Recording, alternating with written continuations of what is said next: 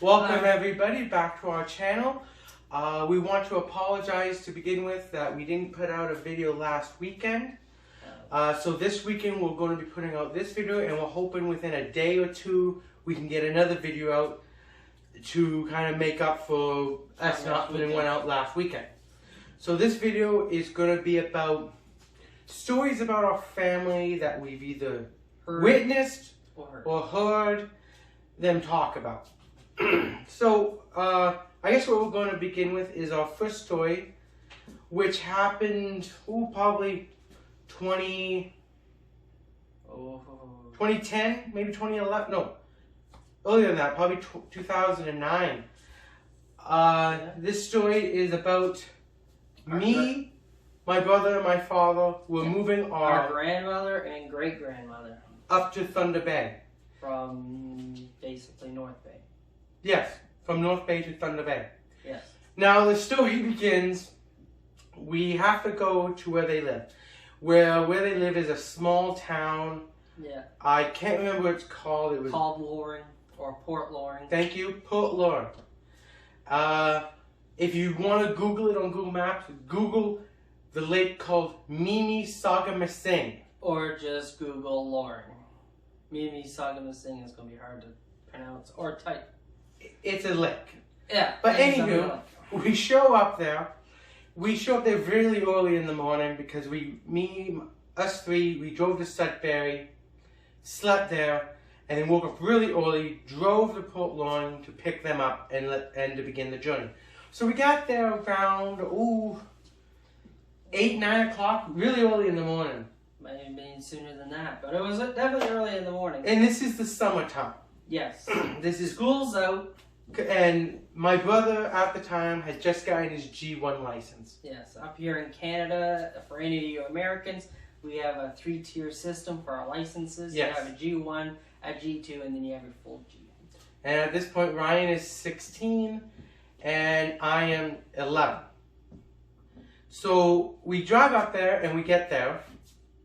We walk into the hotel room where our grandparents and our great-grandmother is. And we walk in and we say hi. Of course, you give them a hug and a kiss because they're excited to see their grandchildren. Yeah.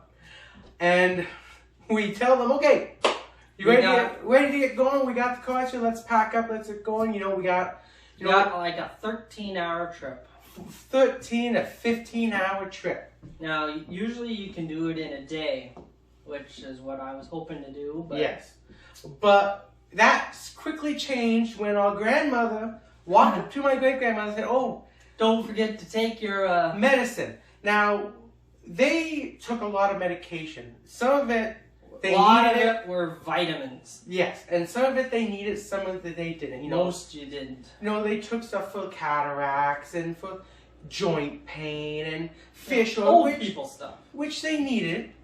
But a lot of it was like vitamin C, vitamin E, vitamin this, vitamin that. And they ate healthy, so they didn't need it. They ate super healthy. They worked out. They stretched every morning. And I used to do it with them. They would walk all the time. Yep. They ate great. They drank very little. My great-grandmother drank very little. She would have like one beer. And that would do her... That would do like 2 or 3 days. Could have. Yeah. So when our grandmother walked in, we thought, okay, well, this is nothing new. We've seen them take the handful of vitamins. Yeah. And she goes, oh, no, we're not going to take those this time.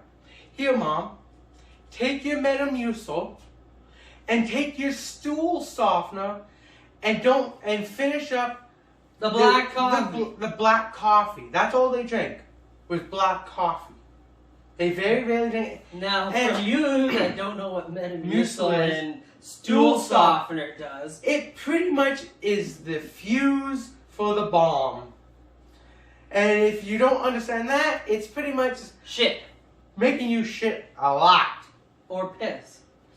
And for them, they didn't need to take this. They never did, but they did it anyways. And we're going to get into a vehicle. And drive 15 hours. Now, our great-grandmother, who I'm going to call Nan, I'm not going to say great-grandmother, she didn't like us saying that. Nan looked at our mother, her daughter, our grandmother, and said, well, do we really need to take this? We have a long drive.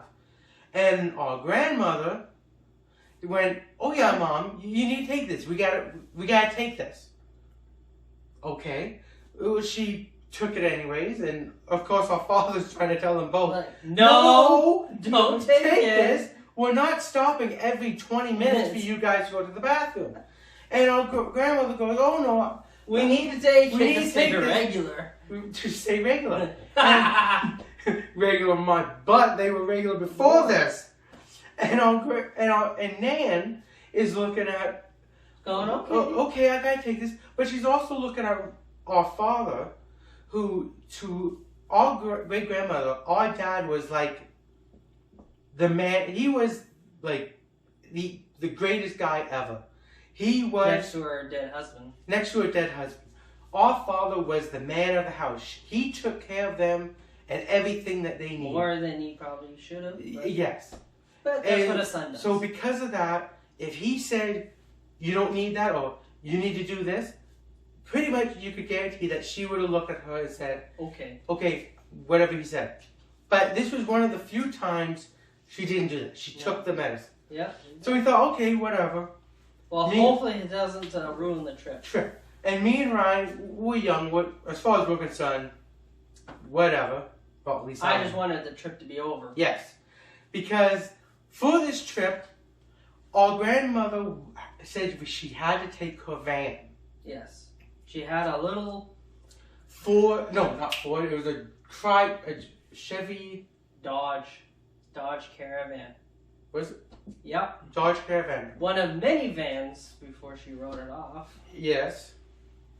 So she was going to be in that van with my brother. Yeah. And I was going to be with my dad. And she had to be with me because up here, with your G1 license, you have to have a fully licensed driver with that G1 driver. Yes. And they have to have minimum of 5 years of driving experience. Yes, with a full G license. Yes. Which she had many years. Oh, she had many years. And I was going to be in he didn't have a license because he wasn't old enough, and my father had to drive our vehicle that we went to pick him up with. So we had to take 2 vehicles. So I was in our SUV with my dad and Nan. Ryan was in the van with him and our grandmother. Now for me, this trip was going to be great. It was going to be a blessing. I loved spending time with our great grandmother. She was a true angel in every way. Yeah. You could think of. She would give the younger one to get the nice trip. Hey, I have some advantage over you. So, anywho, we all load up and we're packing up all of our luggage, and we can't believe how much luggage they're bringing with them. Yeah. For us 3 guys, we packed 1 bag per guy. Yeah. And we were going to be gone. Typical guy packing. We were going to be gone for about a week or so, because once we got up to Thunder Bay, we were going to spend time up there with our uncle and our cousins and spend some time. So we were going up for like a week and a half. Whatever. Because it was summertime, so we weren't going to school. Our dad had time off. Yep. It was fun. But they packed like... they had typical women packing. They had like 6 bags each. And we were like, what is in all this stuff? Rocks. And they're like, oh, we have shoes or clothes. They had 1 bag, a little carry-on bag about yay big for pills. Yes, they had to take all their pills. For their vitamins, their everything, the Metamucil. Because it was going to be a 2-day trip going up there. Yeah. And they needed their vitamins that they did need for the 2nd day. So, anywho, we all got into the van, into the car, and we started driving up. And we're making good time for the first little bit. Yeah. We're thinking, oh, well, this is going good. Yeah. And at the same time, we also had walkie-talkies. Yes. Because at the time, me and Ryan didn't have cell phones. They did exist for people who think that we're that old. But no, they did exist. But we just didn't have a need for a cell phone. We didn't. As much as we wanted them, our father decided we couldn't have one unless we could afford it ourselves. Yes. Our father wouldn't let us have a cell phone unless we could go get it ourselves and buy them.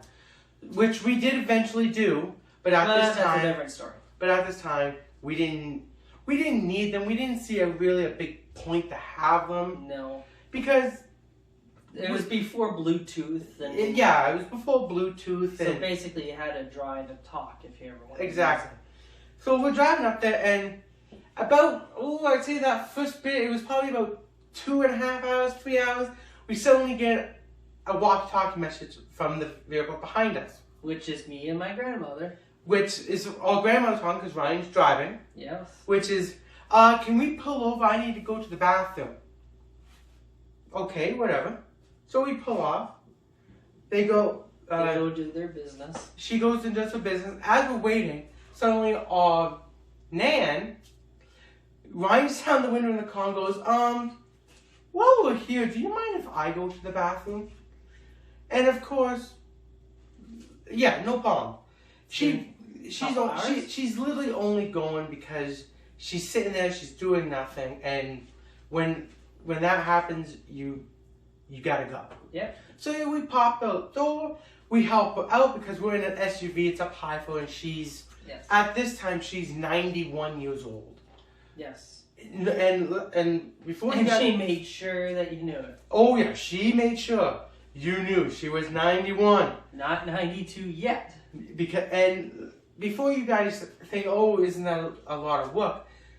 She was 91 years old. She didn't need a walker. She didn't need a cane. She had her faculties. She had a walker.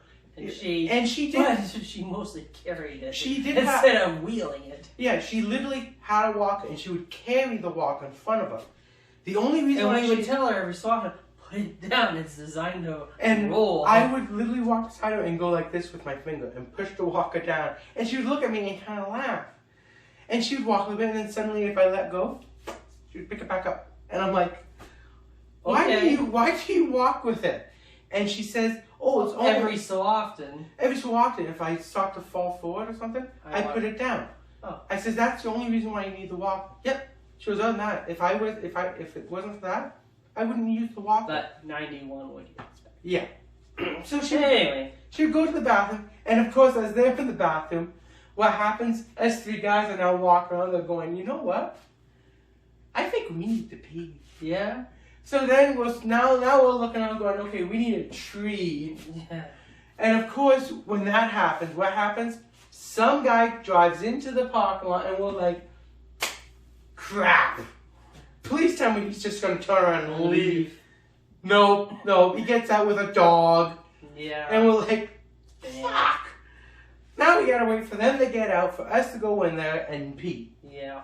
So anywho, we load them all up, we get going, and this continues the whole trip. We can only go an hour and a half to 2 hours max. If you're lucky, before we have to stop again for half an hour, 45 minutes. For them to go pee. To watch yin and yang there to go pee. Shuffle their way to the bathroom. Now, just to let you know, this is not Nan saying I need to go to the bathroom. This is our grandmother, who's only 65, 70.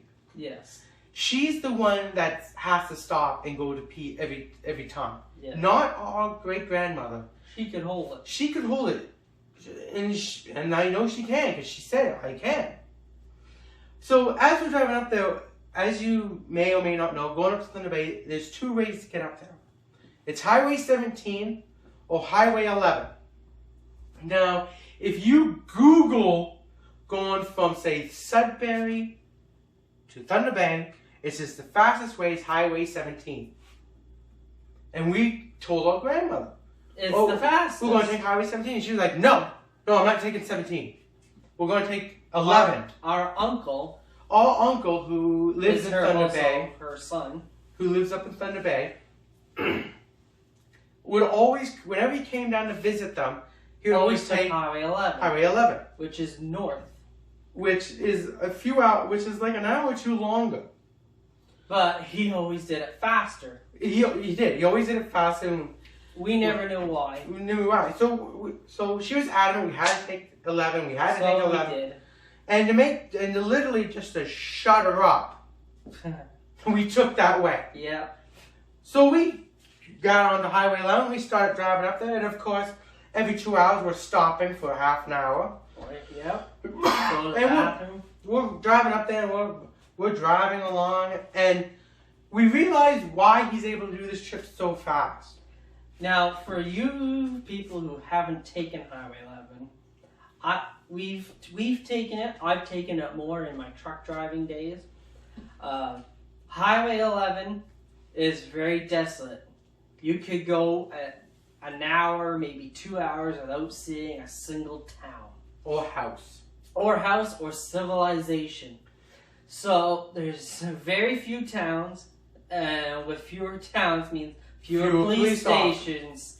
Fewer police stations. So, and because they're smaller towns, which means smaller stations, police stations, which means fewer cops. And with smaller towns also means they can't go out 2 hours, sit somewhere and wait there. They kind of got to stay close to the town.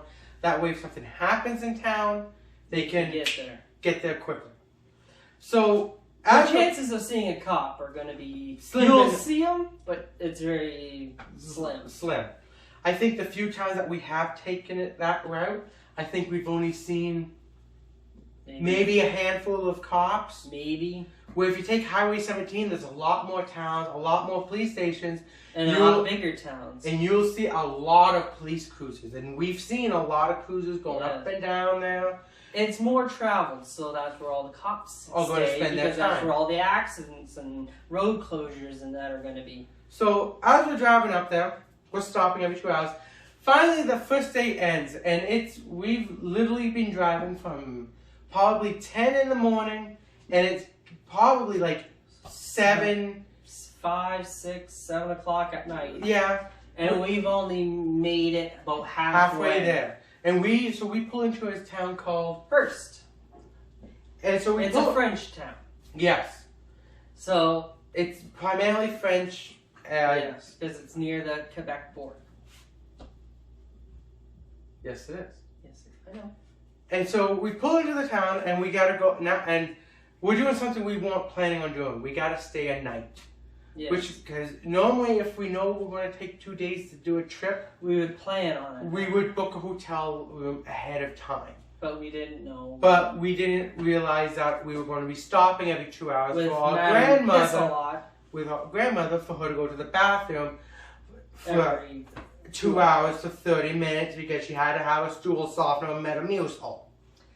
So we do find a hotel in the little town of Hearst. It's not a name brand. It was like a mom and pop hotel. So we go in there, we pull into the hotel, and we bring in the few things that we needed. And we also then have to unload the baggage for our grandparents, which is pretty much everything because we kept telling them, you only need to bring in one bag. Oh no! No, and we'll lock the vehicle. Oh no, you need to bring it all in because we can't leave it in the car because someone may steal it or it may freeze. And we're thinking to ourselves, we can only hope. Yeah, literally. And we're like, it's closed. What happens if it gets cold? It's summertime. But apparently no. So we did. We, again, to shut our grandmother up, we brought it all in. So we brought it all in.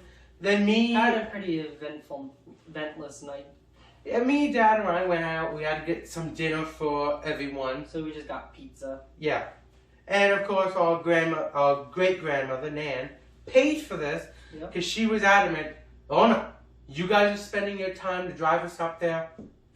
She was the sweetest. I'm going to pay for you. I'm paying for the food and all that. Yeah. She hated it that our father paid for the hotel room and didn't tell them. Yeah. She was the sweetest old lady. She was.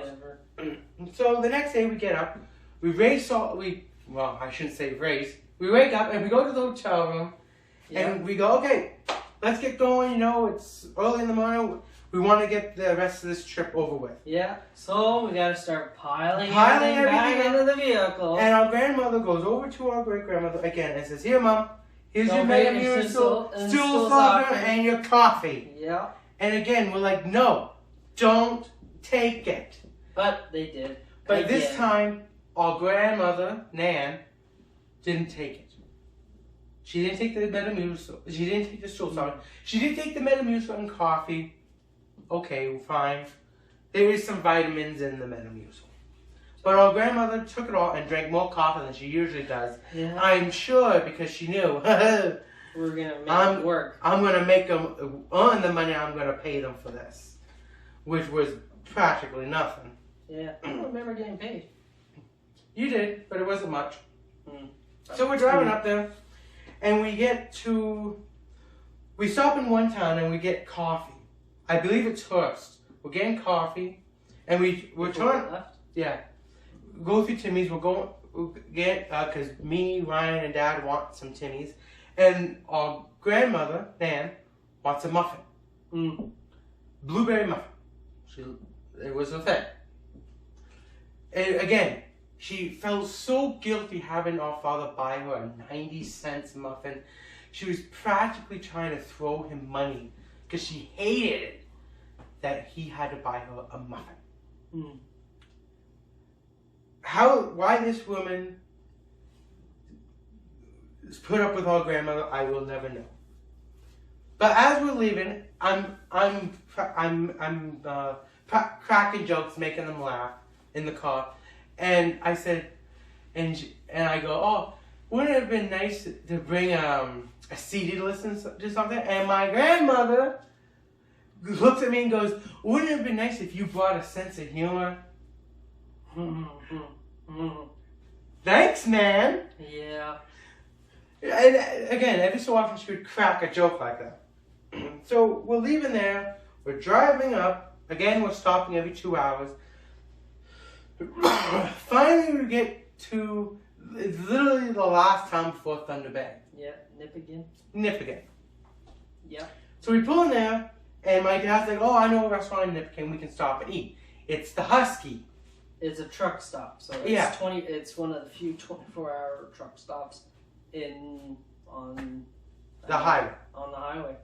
So we're pulling in Nipigon, and my grandmother Nan is going, oh, I am hungry. Pull over at a restaurant. I don't care which one, I need to eat. Yes, ma'am. And that's what you said to her. Yes, ma'am.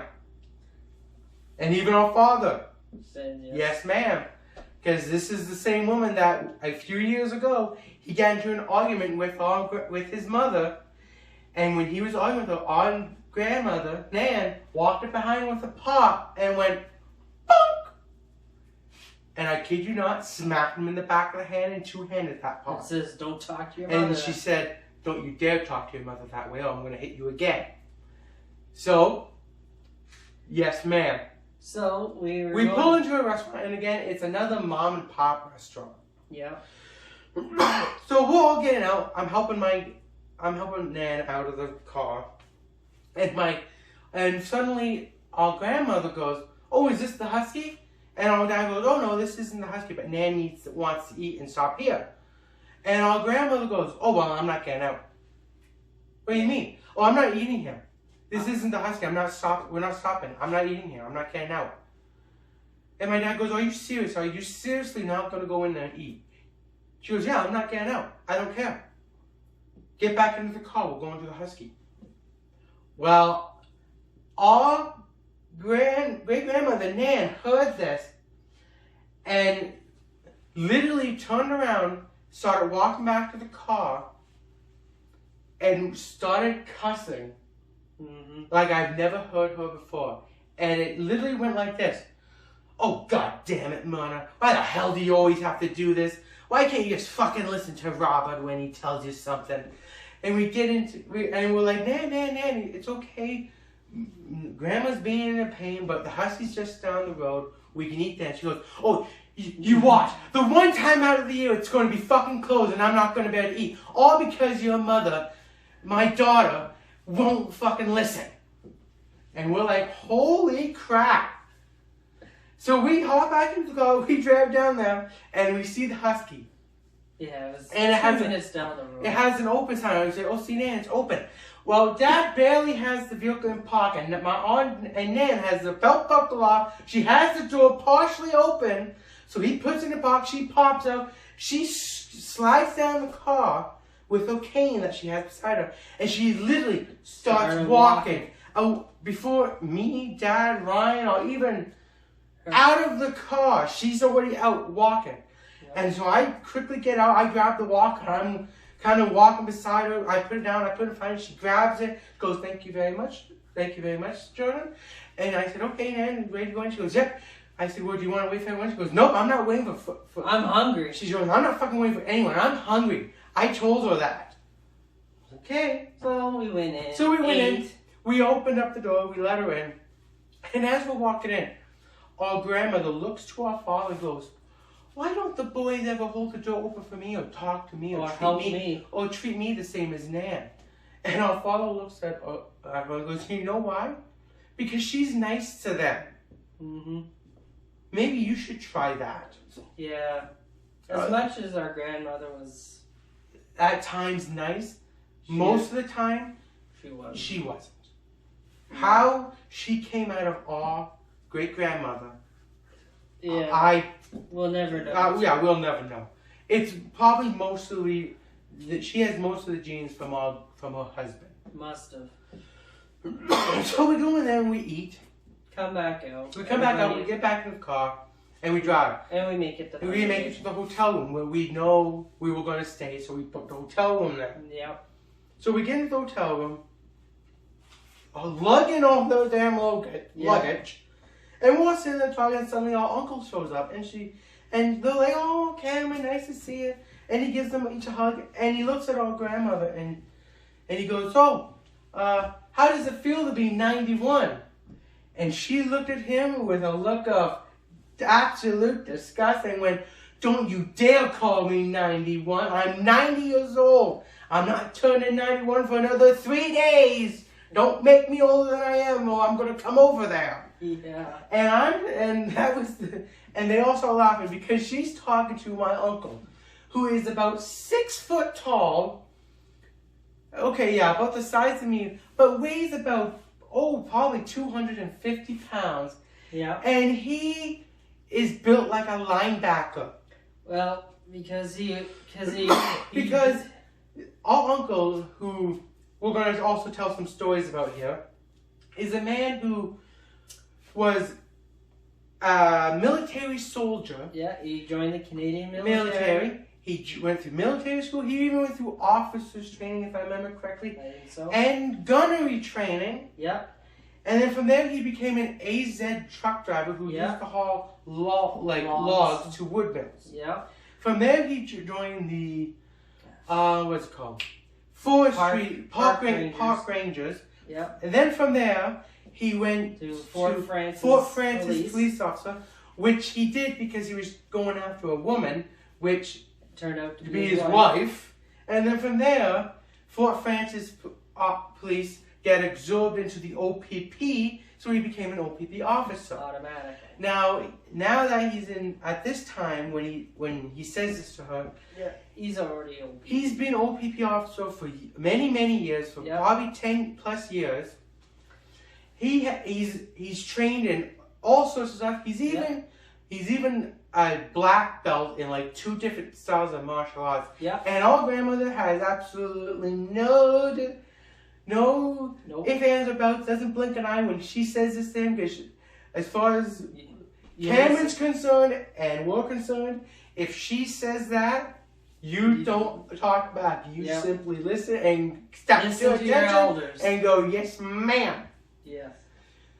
So, now at this time, this is also one of the first trips up to Thunder Bay for us. Yes.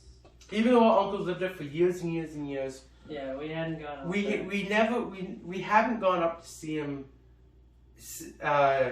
up there in Thunder Bay. I think the last time we saw him at this point was 1999 or something, or 1998. Back in the 90s, at least. It was the last time we actually saw him, and at that time he was 98 when we went to Calgary. 98, and at that time he was living in Fort Francis. Yes, he was. So at this time we hadn't seen him in probably 10 years. Be about that. So we're excited to be up there with him, cousins that we haven't seen in years. Yeah. That we're now finally starting to see learn. We're getting to know them again because we haven't seen them or talked to them in years. Yeah.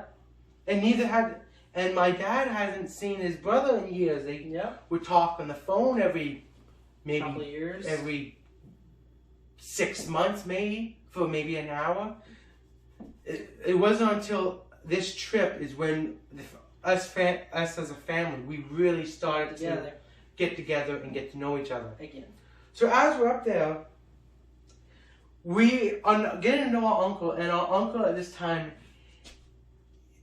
is telling us about, his military and all that, and we'll be like, holy crap, he's done a lot of stuff. Crap in his life. Yeah. And he goes, oh, you haven't heard half of it. Yeah. And he goes, let me tell you some stories that will make you laugh. Well, now he's probably told these stories to other people, but because he hasn't seen us in a while, we're the new crowd. Exactly. You hear him for the first time. So he says, have a seat. Here's the pop. Hands my dad a beer. He goes, sit down at the table here. I'm going to tell you some stories. And it's like a beacon went off because his kids came running out of nowhere and went, what stories are you going to tell? And he goes, oh, I'm going to tell stories about when I was younger, truck driving and all that. Well, his kids are like, they fucking sit down just as fast. And he goes, well, you guys have heard these stories. They go, we don't care. We love these stories. Yeah. So he sits down and he starts telling us, okay. He goes, when it comes to his military career, there's not a lot of things that happen. No. He basically just went through basic training through it. Nothing really special. No, he didn't go into any wars or anything. No, thank God. So he begins by his truck driving career. Yeah. Now, he was a truck driver who used to... Now, remember, this is the 70s, I guess. 1970s. Yeah, it would have been probably middle to 70s? Yeah, mid-70s, late 70s. Yeah. Maybe going into early 80s. And he used to haul logs. He would go into the woods, they would cut down trees, they would load up his truck, and he would go to a mill. Yes. So, and he would do this, and he just drive back and forth. Just drive back and forth. And he liked the job. It was a fun job for him, he enjoyed it. But paid the bills. Yes, and at this time he was single, so it was just him. Yep. So most of his money went towards the bar and chasing women and his cars. There you go. So driving the truck, he also got along really well with every guy.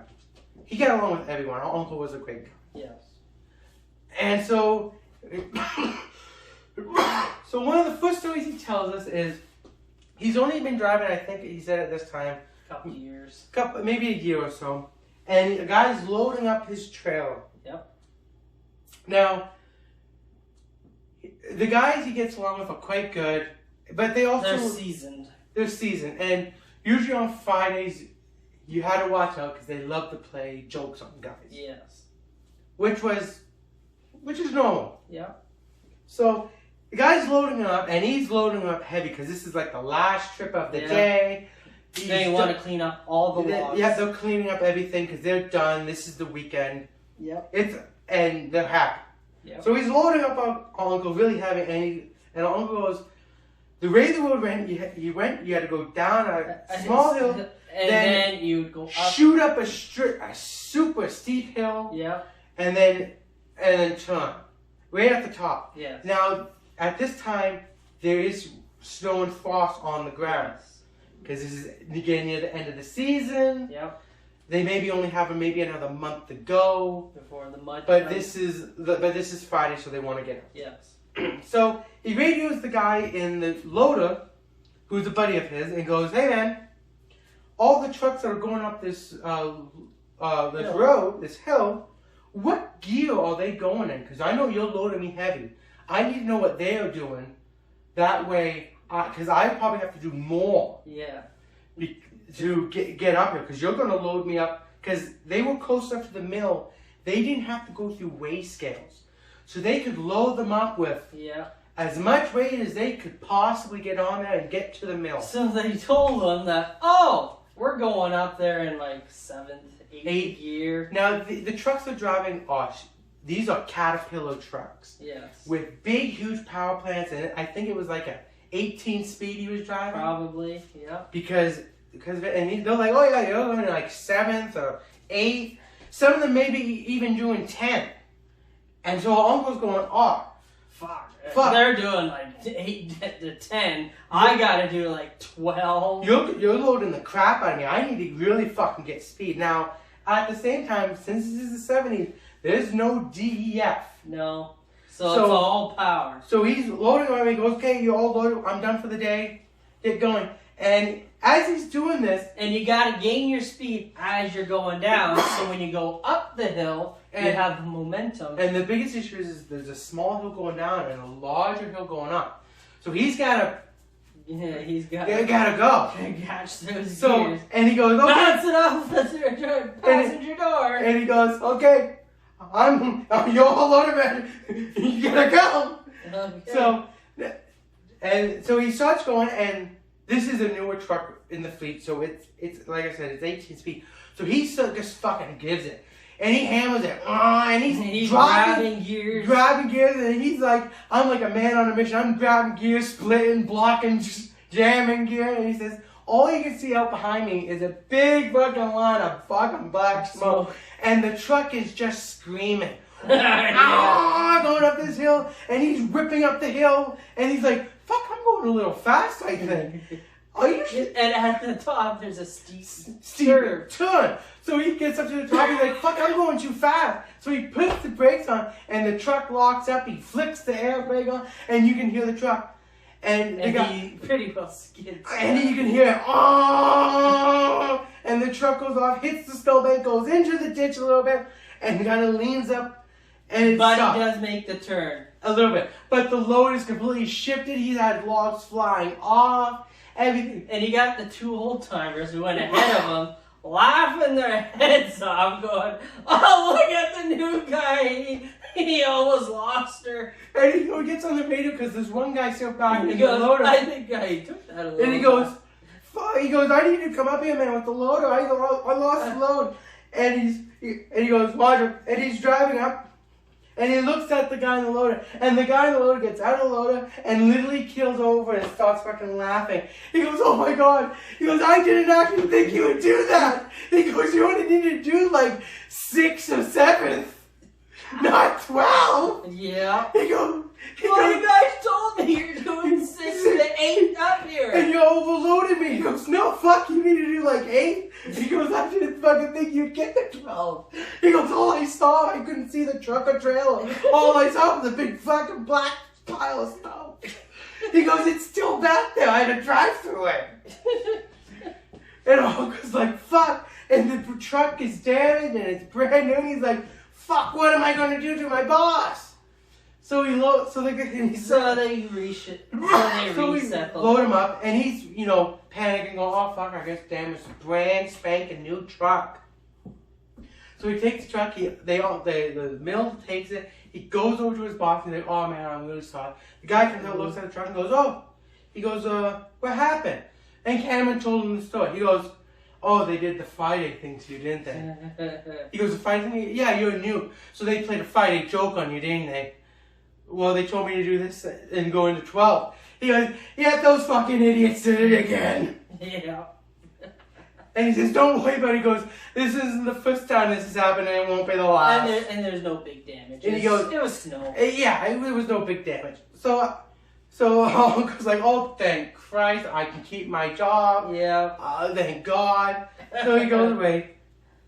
But he learned that he didn't need to do that. He didn't need to do that. And if they say 12, chances are knock it down by about 5 years. Yeah.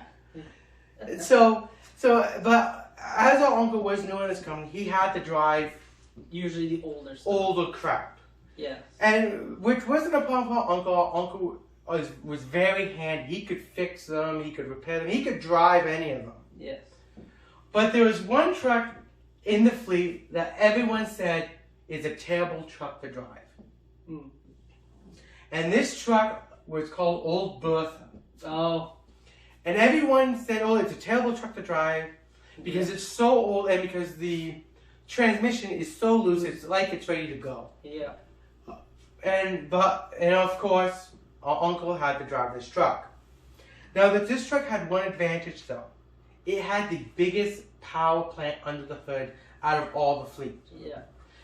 It's one of the older trucks. It had the most power. It'd be one of the most powerful probably on the planet. Probably. So, and our uncle used to say, oh, it was a beautiful, he didn't mind driving. It was a beautiful truck to drive. It had plenty of power, big, huge bunk.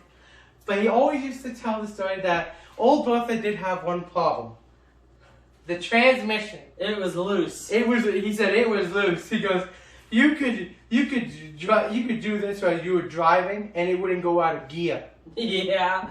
he would always tell us that, to shift it, you would have to pop it out first, swing it and throw it against the passenger door as it bounced back to you, grabbed it and shoved it in the second. Yeah. And that's how you would shift it. That's how he said it. It was pop it out, bang it off the passenger door, catch it, pop it into the next gear, and hammer down. And then pop it out a second, do it again, and pop it in the third.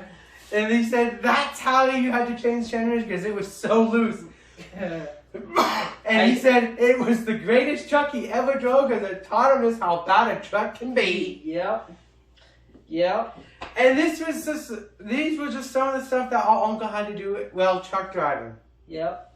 So, add a couple of years to his policing days. Yes. He joined Fort Francis Police. Yes.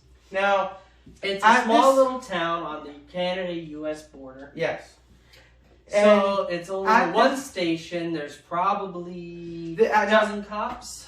If that. Yeah. Now at this time, Fort Francis Police was a very small department. And it was funded because it's Fort Francis Police, it was funded by the town of Fort Francis. Yes. And like he said, there was maybe 12 total. Yeah. For all the shifts. All the officers on this were older. They were like in their 40s, their 50s. Yeah. Because most of the time, they responded to bar fights. Because Fort Francis bar fights is a primarily... Because there was a large lumber mill.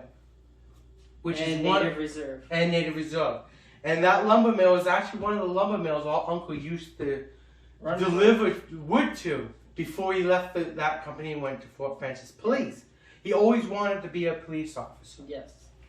So he joined the Fort Francis Police. Yeah. And it was a beautiful place to start. Yes. Now, with the police department, they did do things a little differently than OPP. Yes, which is a provincial. Yes. OPP does the province of Ontario. Fort Francis did the city of Fort Francis. And they never went outside of Fort Francis. Yes. They were not allowed to. They had no jurisdiction. Yes. Unless the OPP said, we need your help. Radioed them and said, hey, we need one of you guys to come out here. Then they could. Yes. Until then, they couldn't. They couldn't. They had to stay in the city. So, our uncle was just joining up with the Fort Francis. And our uncle, being a military man, decided that, because the department gave him his gear, his pistol and all that, but they didn't give him enough ammunition. Because for them, they gave him a revolver, 6 shots, with 2 speed loaders. And that's all you were given. All you're given. Well, Uncle didn't think that was enough. So he went to a hunting store and bought 4 more speed loaders to attach to his belt, fully loaded. Remember, this is a revolver gun. Yes. And he's thinking, oh yeah, I got more than enough ammo now. I can go out there and he really started taking down those bad guys. Dirty Harry style. Yeah, exactly. Yes, we are Dirty Harry fans. So our uncle's there and he's filling out some paperwork. He's just starting out. And the captain of the Fort Francis comes over to him and goes, oh, what's all that extra gear on your belt? On your belt? And our uncle's all proud of himself. Yeah. I got 4 more speed loaders. That way I don't run out of ammo while I'm in a gunfight. And our commander and his boss and his captain looks at him and goes, was that given to you by us? No. If I don't give it to you, you don't need it. take that off and put it away. He goes, you are not going to be in a gunfight. That much. That much. You need that much ammo. In fact, if I think about it now, Uncle, the whole time he was there, never pulled his revolver. And I asked him that.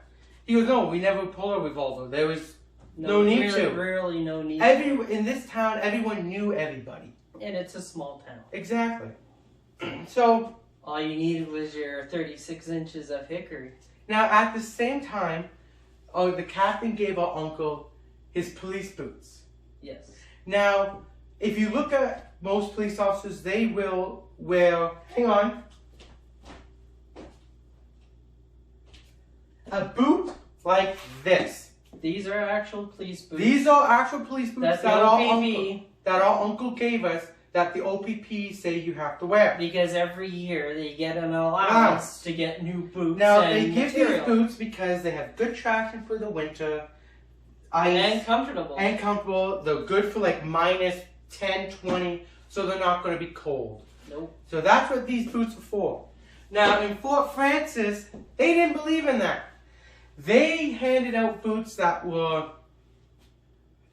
you literally see the Royal Mounted Police wear in their dress uniforms. You know, the boots go up to here, all black, knee-high boots, all black. And his captain used to always tell him, "I want them shiny. I want spick and span. You military stuff. You were in the military. I want the military shined." And our uncle was, well, of course. Okay. Yes, sir. Yes, captain. So he polished them all up. There was only one downside to those boots. They had absolutely no traction. And I kid you not, our uncle told us that if you were ever chasing a guy, a suspect, across wet grass, and if all you would have to do is stop, and he said some of them knew this because they had done this so long, they would stop, and we would try to stop, but because our boots had no traction and were polished, we would literally slide past the guy, grab him as we slid by, left off our feet, and had to hang on to the guy to hold us while we got our feet back under us. Yep. And according to the captain, that's the way the police should be. Yeah. Spick and span, military shine. Yeah. And remember, this is the 80s, so policing was a lot different back then. Yes, and this is Fort Francis, so this is not a provincial police. This is or federal anything. This is a town police. Yeah. So that was something that to this day our uncle always laughed about. Yeah. Was these damn boots that he said the minute I could get rid of them, I did, because I hated the fucking things. Yep. Now, at the same time, in this town, there were bars, and because it was primarily a lumber mill and natives, there were a lot of bar fights. That was about 90% of their calls were bar fights. Yes, especially on the night shift. Yes, and which, since our uncle was new, that was his shift. Yeah. So they would always, so being a provincial police, knowing everybody, they would always be coming in. No, this is not. They would always come in with their batons or nightsticks, already out, ready for a fight. Because they would literally go in there, walk in, pull this up, and some of them would bang it on the table and go bang, and yell out. That's basically all you need to do. And yell out, enough! And some guys would still be fighting, but most of them, especially the guys that knew the cops, because in this town, the cops were the kind of guys that would go up to a guy in a bar in their uniform and go, "Hey man, how you doing? How's the wife? How's the kids? You know, me and the wife are coming over tomorrow for dinner and all that." So most of the times when there was a bar fight and a guy would yell, "That's enough," most of the guys would go, "Oh hey Frank, yeah, no problem, I'm done. I'm heading home. I'm heading home. You're right. I shouldn't have done this. I'm good." And that was literally how it would be. They would literally walk in there, grab their stick, bang, and every so often though, some of them who maybe drank too much would still be a little aggressive. So they would have to take him to the station. But it was literally take him to the station, hold him for an hour, call his wife, and go, come pick him up. Hey, yeah, your husband's here again. Yeah, he's been drinking again. Yep. Yeah, we'll be waiting. See you when you get here. Yep. And she would show up, and they would say, "Here's a cup of coffee. Here's the paper. Yep. Yeah, he's in there sleeping." Yep. And most of the time, the wives would usually say, "Oh, just leave him in there. I'll come get him tomorrow." Yeah. And they would go, "Okay, no problem, no problem." Yep. I'll drop him off when my shift's done, usually. Yeah, usually. So, as this continued, our uncle, with the guys that he would be on duty with, a lot of them were older guys, and these were not properly trained officers.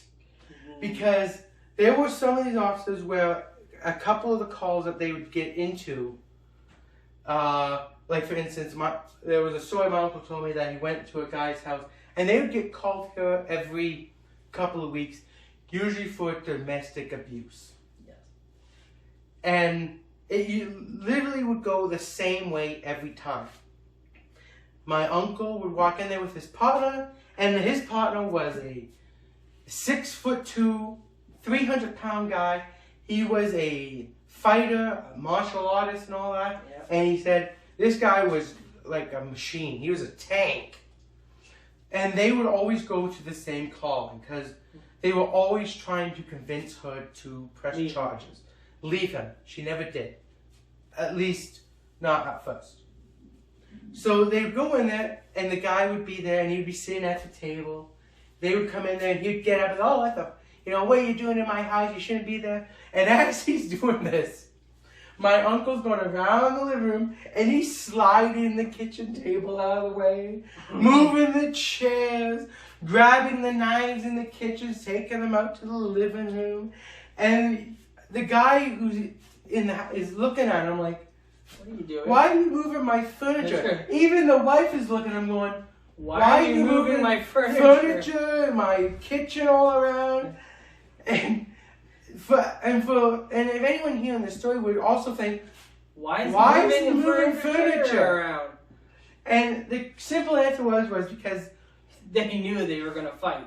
Yeah, because the officer would always try to get this guy mad, because he wanted this guy to fight him, to swing at him, to come at him, and they'd give you probable cause to arrest him. And it worked every time. This guy would always get him mad. The guy would swing, and the cop would just, with his martial arts training and his military training, would literally take this guy down. And some may say it was police abuse, because he would literally just pound on this guy. But in our opinion, if you beat on a woman, you deserve this. And finally, after about 2 or 3 months of this, she finally did press charges. Yes, eventually. Because they finally went there, and she was black-eyed, bleeding, crying. And she finally had enough and said, okay. So he, according to our uncle, he tried to run. That time. Well, he didn't make it far, because his partner, the minute he saw him running, chased after him. Took off after him, and he was a football player in high school. Yep. And this guy, and according to Uncle, he said the minute he took off, it was like he was on the football field, and that guy had the ball and was going in for a touchdown, and he had to stop him. Yeah. And let me tell you, he stopped him. Our uncle said he stopped him all right. Yeah. We literally dragged him back to the car, and the guy was not moving. I didn't think he was breathing. But he was knocked out cold from this hit. So they threw him in there, took him away. And that was just one of his partners, who was literally a guy. He was old school, you know. Yeah. He was raised in the 50s and 60s, where policing was a lot more brutal than it is today. He was the type of guy that if you hit a woman or you came at him, you got beaten. You got beaten. You got broke. He literally would break your spirit and will to get back up and fight him some more. That the next time was his thing.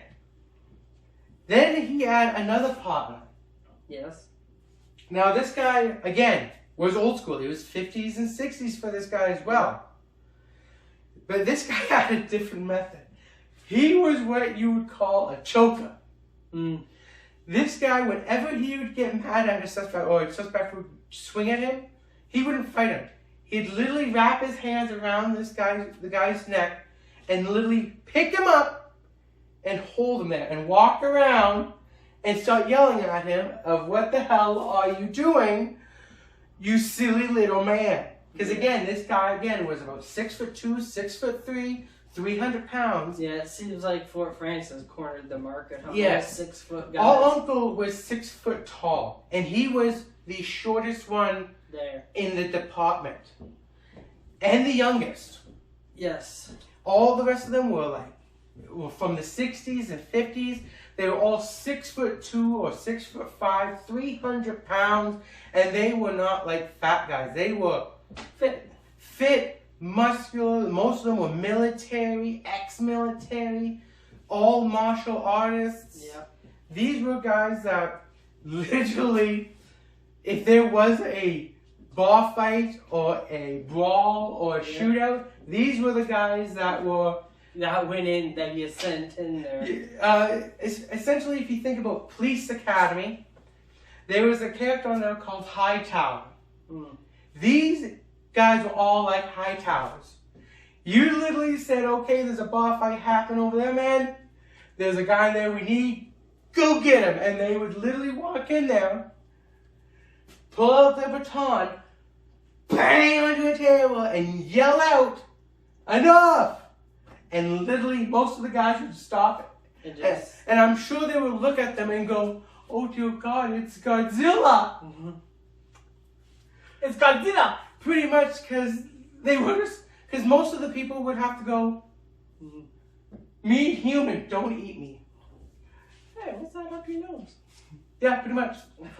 So as this is going on, our uncle was only in Fort Francis for maybe 3 years before they got absorbed by the OPP. The OPP finally said, the city decided they didn't want to fund the police anymore, so they passed it on to the province. So the province took it over. Now at this time, all those older cops that we were just telling you about, they were all had like 50 years of policing. So most of them just retired. So the OPP literally went to them and said, okay, you were Fort Francis for 50 years, we're going to give you a pension of whatever you worked there. Of whatever you had, and we're going to give you a little extra because we're taking over. Yes. And because you're retiring. And it'll allow you to retire. Exactly. So most of them took. So out of I say the 15 of them there, 12 of them retired. 3 of them remained because they still had. They were young. They were young, like my uncle. Yeah. So they took over. They completely redid the police station and everything. Yeah, brought it up to the new standards. And they then went to our uncle and the other 2 and said, okay, the rules are different. This is not Fort Francis. You can't do what you used to do. You gotta do it our way. Wow. That did not work very well for my uncle. Because he was always taught their way. Because the Fort Francis way. And what I mean by that is, one of the first calls our uncle went on to after becoming OPP was a bar fight. Now, my uncle showed up there, and 2 other officers are there. They are OPP. They've been in the OPP for some time. They're true blue. Our uncle, no. So our uncle shows up there, and the other talk, okay, we're going to go in there, we're going to try to talk to everyone, try to talk them down. Pat them on the head, pat on the bums. And our uncle's like, no. Our uncle gets out his gloves, puts on his gloves, black leather gloves, and he pulls out his baton. 36 inches of hickory. And to this day, they all say the same thing. He pulls it out like a lightsaber. And he starts walking in. And the officers... what are you doing? What are you doing? No, you can't put your baton out. We can't use that. We're not getting a fight. We don't go in there expecting to fight. And our uncle literally looks at them and goes, you guys sit here. I got this. And and then one officer goes, no, I got this. And he walks in and he's like, hey, everyone, you gotta calm down. This is the OPP. And none of them are listening. No. They're fighting, and the other officer's like, oh, we gotta call him back up. We gotta get back up in here to... Oh, no, we don't need that. So our uncle goes past them, walks up to the bar, gets his baton, and bangs it on the table. Bang! Bang! Bang! And screams out, that's enough of this! And everyone stops. And the two officers behind him look at each other like... This is not how we were trained. This is not how we're trained. This is not OPP way. Yeah. You can't do that. But it worked! But they're also thinking, why did everyone just stop? Yeah. Why didn't they listen to us? And everyone in the bar stops and goes, okay. Sorry. Yep, sorry, Cameron. Apologize. We didn't mean for this to start, Cameron. We're all going to head home now, Cameron. So they would all leave. And they all start walking, and they all shake our uncle's hand in front of the officers. Hey, Cameron. Hi, Cameron. See you later, Cameron. Talk to you later. See you tomorrow night. Yep. And the officers go up to my game and go, what was that all about? And our uncle looks how you do it. And goes, that's how you police a bar fight. You don't come in here and just try to paddle the bums. You got to come in here and show them who's boss. Yeah. And that's what I did. I came in here with the baton out, knowing I wouldn't need to use it, but simply showing them that if they don't listen, I will use it. But you never have to. But you never have to. Because the minute they see it, they know. Okay. Okay, yeah, he's got it out already. So he's going to use it. So that was the introduction of the OPP to Fort Francis community. Yep. Literally showing them that, you know what, OPP? You don't know shit about this small town. Even though you think you do. Yep. So from there... He was also breathalyzer. Yes, he was qualified. He was also one of the few officers breathalyzer trained. Now you have to get trained on this. You have to be certified on this, on how to do it. So not every officer can do it. Exactly.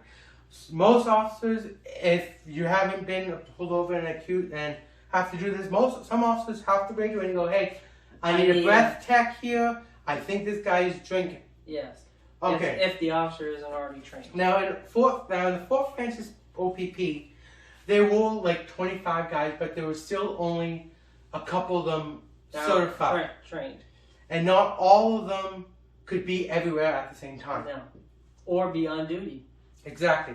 So there were quite a few times our uncle would be at home off duty and would get a phone call. Hi Cameron, this is the dispatch. We got a drunk driver. We need you to go up there to go on breath tech.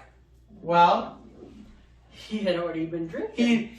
He was on his modified shift of 4 days on, 3 days off, 3 days on, 4 days off, or whatever the shift was. So he hadn't been working for like 2 or 3 days. So he had had a couple of drinks. Not a lot, not enough where he was, completely gooned. Yeah. But enough that he knew that he can't drive. He can't drive. So he had he get his wife to drive him out there to go do the breath test. So he would have But at the same time with a breath tech, the breath tech has to blow into the machine to do prove it that he's the sober. System worked and that he was sober. That way he could breath tech. Now, this is probably not the best thing to know, but we're going to tell you anyways. Our uncle had found a way to blow into the machine, and he never ever told anyone the exact way he did this. It was only him to blow into the machine, and he would, and I don't know what he did. I don't think he actually blew into it. I don't think he did either, but he said he did. But the machine would come up zero. That he was sober. That he was sober. He hadn't been drinking. Yeah. Now, why the officer never asked him, why did your wife have to drive you? I'll never know. Who knows? But so he would go to the guy and say, okay, breathe into the machine. So the guy would breathe in. Breathe and breathe and breathe. And then it would beep, and he'd go, oh yeah, he's too drunk to drive. Yeah. But in our uncle's head, our uncle's going, fuck, I've been drinking more than he has. Yeah, I probably blew over that. Yeah, welcome to the OPP. Yeah. And literally that's what our uncle never told us the trick that he did to do it. No. I don't even know if he really did blow into it. Yeah, who knows? But he would literally look at it and go, fuck, I'm more hammered than this guy is. And I'm the one and I'm the cop. Yeah. And so, and that was just one of those things that our uncle would do. Yeah. How the hell he did it, we'll never know. Nope. So. Now, for the last story for tonight. Yep. When the OBB took over, they redid the police station. Now, I'm pretty sure none of you have been inside of a police station. So none of you know this, that every door in the police stations all are locked. Automatically locked. You have to put a code into it, or you have to have a key or something to open up a door. Yeah, that way nobody can just go into a police station and start shooting. Now, for our uncle, this is new to him. Yes. Because the Fort Francis Police Department... the doors were always open. The doors were always open. They didn't lock anything because it was mostly cousins and brothers and friends of the buddies of the cops there. So they weren't going to take anything. They were... Probably cops themselves? Yeah. They didn't care. Yeah. So our uncle one night brought in a police suspect. And being new to the building, he was putting codes in. He put the one guy into the jail cell. Holding cell. And thought that he had closed the door. But apparently the door didn't close all the way. So our uncle walked. And he's filling out paperwork. And he's filling out paperwork, and suddenly he hears a door open and close. Click. And he's thinking, oh, another cop must be back. So he yells out, hey man, how you doing? This is Officer Cameron. I'm just in here filling out paperwork. No answer. No answer. So Cameron saw our uncle's going, wonder what's going on? Oh, that I know. So he says that again. No answer. So now he's thinking, I wonder if that officer maybe needs help. I better go back there and... Yeah. Maybe the officer's in a fight or something and he can't talk and I need to, help. So he goes back there, no officer. But he looks in the holding cell and he sees... The door's open. The door is closed, but my suspect... Is missing. Is missing. That's right. Missing. So our uncle's looking around and going, Oh shit. Oh shit. I'm here by myself. And if I lose a suspect, I can get in really deep shit, and you can in the OPP. Yes. Or any police force. So our uncle's like, oh, shit, what am I going to do? So he's looking. He looks out the front. He looks out the front door, and he sees the suspect. Still cuffed. Walking down the driveway like, nothing happening. And our uncle sees him, and our uncle, again, also played high school football.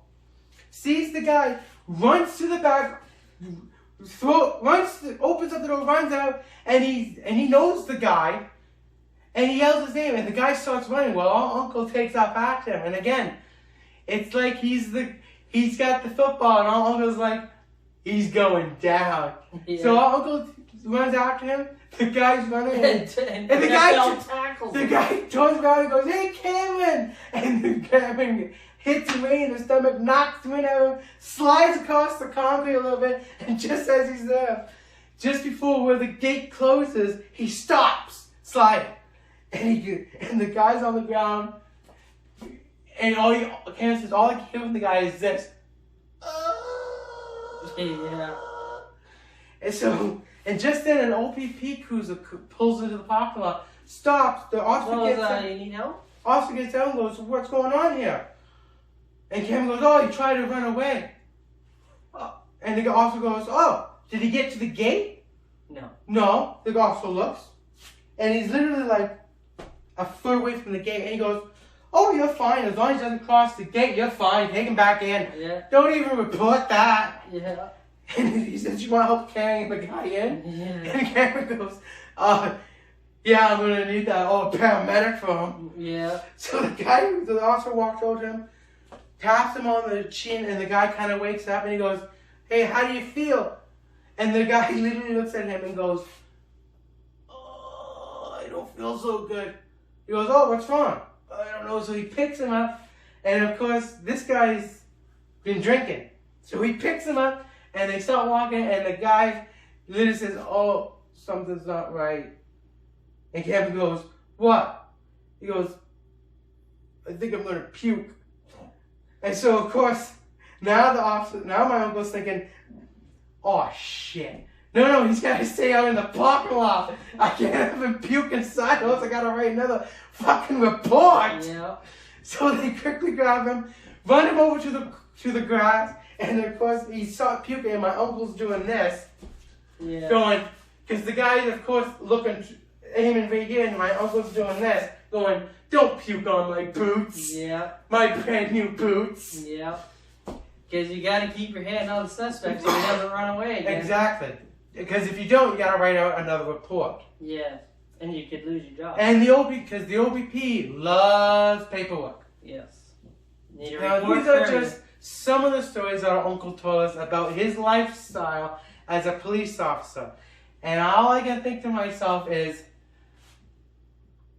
how did he make it to the OPP for 20 years? And I'll tell one last story. I gotta tell the story about losing a car.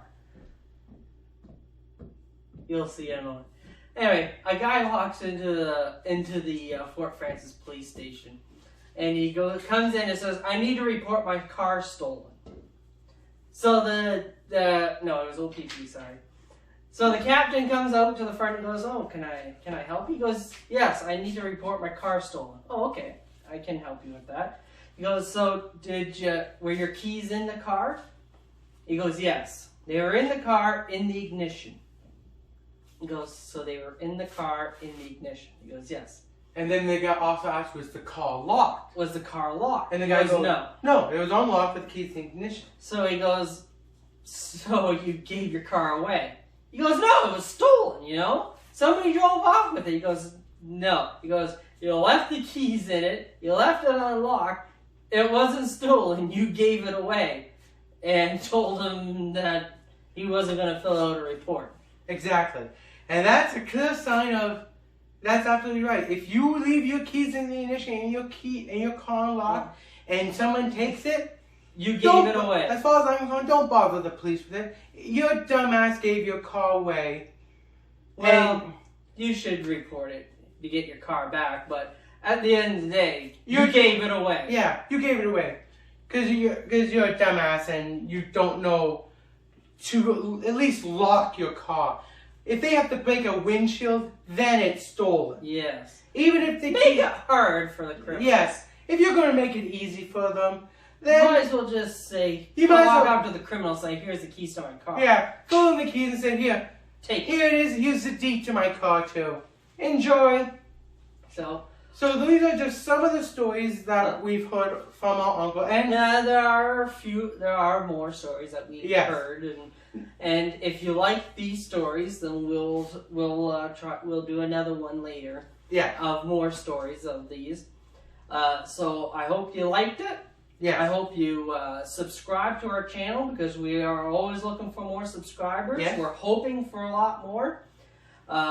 Let's see if we can get maybe 50 or 100 subscribers. Let's say 3 months. Yeah. Let's try and make a goal for that if we can. So like, subscribe, comment on this video. Yeah. Tell us if you like it, Yes. or if you don't like it. Yes. Or tell us of stories of maybe some of you out there watching this video are cops yourself. Yeah. And you want to tell a story of something that's funny or something that was just stupid and idiotic that either you did or your partner did or maybe a suspect did or whatever the case may be. Because this is just our uncle's stories, and I'm sure there are many, many more stories out there that other officers have either told you or you've done yourself. And we enjoy listening to those types of stories. Those are the stories that make us go, you know what? Cops are real. Cops do make mistakes. They're not like what you said. They do make mistakes. They are fallible. They are human. And I love hearing those types of stories. I hate hearing the stories about, oh, this guy's a super cop because he does no wrong. He's always perfect. Those types of guys, I hate. I have no love for those types. If they do exist, good, great. Which, if they do, there's something wrong. So, again, Like, subscribe, comment. And hope you guys have a good. This weekend is going to be good for you guys. And hope to hear from you soon. Bye.